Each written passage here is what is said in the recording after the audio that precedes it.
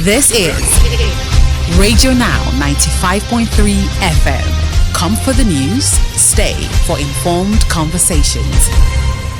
Nigeria's economic outlook has taken another turn after the Debt Management Office published the latest debt figures, which show that our debt-to-GDP ratio crossed 50% for the first time in the country's history.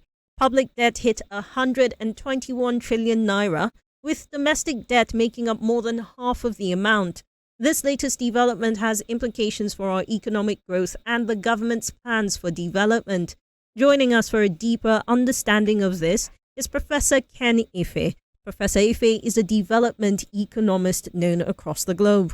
Good morning and welcome to the conversation, Professor Ife. Oh, hi, good morning. It's a pleasure to have you on. Thank you. Let's start off with this news, right? The first time in our history, we've hit 50% debt to GDP ratio. What are your initial thoughts?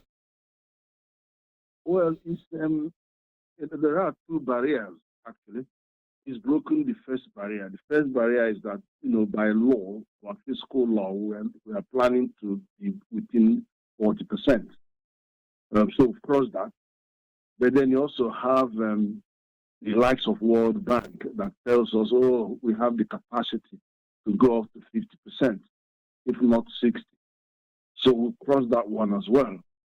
So that speaks to several facts. One is normally it's not the debt ratio, it's actually your ability to service that debt. Debt is required for most countries, actually, because it allows you to gearing. In other words, leveraging resources that you don't have in the expectation that you will invest it wisely and generate additional revenue by expanding your economy. But this doesn't always work like that, because even though our law, our Fiscal Responsibility Act 2007 says you can only borrow for capital expenditure and human resource development, and human resource development includes health, education, and employment. It doesn't really include borrowing money to spread or to pay or to reduce poverty in a more sustainable way.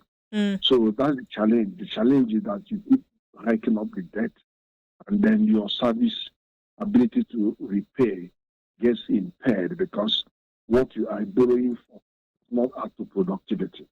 So that's where the challenge lies. So is this significant? I think it's very significant, but we'll have to see how it goes. This now begs the question of how it impacts this administration's their plans for the economy, right? We know that the president is looking towards a $1 trillion economy. That's not likely to happen within his term, even if he does succeed into a second term. What sort of changes do you expect them to start to make based on this information? The thing is that Nigeria still remains attractive to some kind of investors. And because it's a resource-rich country and it has huge purchasing power, it still remains attractive, even though insecurity is so pervasive. And certain kind of investors do not want to don't have that kind of risk appetite. So we live in a world where there are different kinds of people that are looking to lend money. And development partners are always very keen because of sovereign guarantees, because of members of this, big members of that. So you still find that they are still able to talk to us and give us money. In terms of the planned borrowing, the borrowing is going on because whatever you say, you go to the capital market and sell your treasury bills, they'll still always get oversubscribed, even though the rates at which they are being sold are far below. We are in a negative real interest rate regime, which means that the interest that they are charging is actually below the inflation.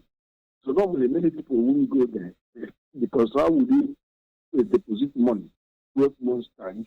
You've actually lost the value of the money that you have deposited. But this is the reality about Nigerian economy. So, I mean, this means, and you've alluded to that, right? Even though borrowing is going on, if we stick by the law, it should be somewhat constricted. There are questions on how much streamlining we can see between the federal government and the state governments when they decide to go out and borrow more money. Recently, there were conversations around amending the Fiscal Responsibility Act. Do you think that that would be a safe bet for us? Because that amendment is supposed to increase the limit for our borrowings, the safe space. Yeah, I have spoken severally on this matter. I've been to Senate to make representations to the fact that they should rapidly pass this amendment because there are issues around this amendment that are very important because to sustainability, debt sustainability.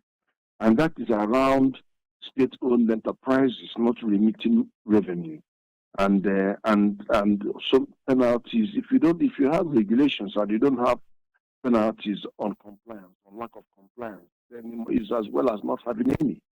So that has been a big gap in the provision, but they haven't passed it yet. But it will help. It would help. Of course, the new administration has also the Minister for Finance said that he doesn't want to do borrowing that doesn't cost benefit analysis. Which is good because when you focus on that, it means you are going to be directing the debt to areas where it could show and support higher productivity. But there's a lot more too in the amendment bill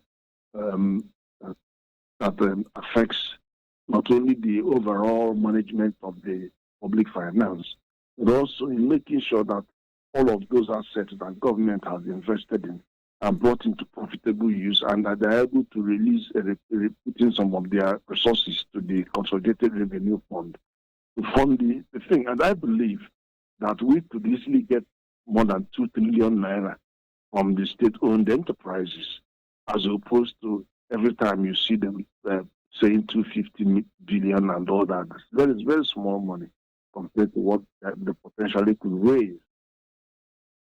Well, Professor Ife, I mean, I go back to what you said at the beginning, which is time will tell. And I'm hoping that we can have this conversation in a deeper and more detailed way at a later time. Thank you so much, sir, for your time and your thoughts on the conversation. Professor Ken Ife is a global development economist speaking to me on the latest figures that show that our debt-to-GDP ratio has crossed 50% for the first time, has implications for our ability to borrow going forward. And as Professor said, we'll keep an eye out on the amendment of the Fiscal Responsibility Act and bring you details of its implications once we learn of them. This is Radio Now 95.3 FM. Come for the news, stay for informed conversations.